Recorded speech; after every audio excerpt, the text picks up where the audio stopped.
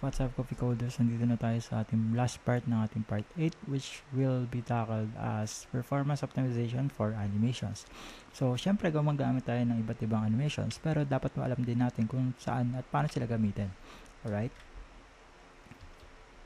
Okay, number 1, choose the right animation technology. So, ito yung mga tamang paraan ng paggamit, iba't ibang types ng mga animation technology na alam natin. No? So, number 1, best for simple animations like phase or slide, gagamit kayo ng puro or vanilla animations and transitions. Yun yung hindi gagamit ng any other libraries like Bootstrap or Tailwind na makilala natin sa paggawa ng animation. And then number 2, ideal for complex or dynamic animations. Na dyan papasok si JavaScript, yung tinatawag na coding animations or sa code ka nag-animate ng iyong animation.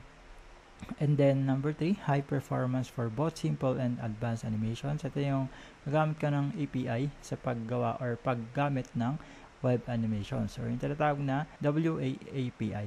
Alright? And then last part, for graphics heavy applications like games or visual effects, gagamit ka ng Canvas or WebGL. Ito, best daw sa mga game applications or mga game development or game apps na kunwari gagawa ka ng mga web games sa iyong project, no? So, gamit ka ng Canvas and WebGL.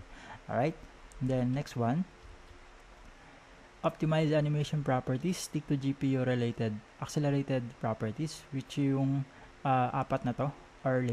So, yung transform na merong iba't ibang values, translate, scale, rotate, skew, and opacity.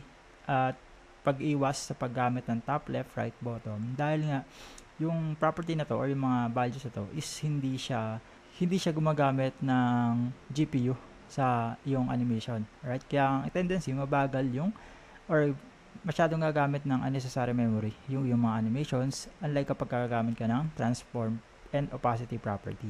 Alright? So, yun yung sa ilang steps or ilang hakbang kung paano magiging smooth or rather kung paano magiging optimal yung paggamit ng animations. Right? So, tapos na tayo sa ating part 8.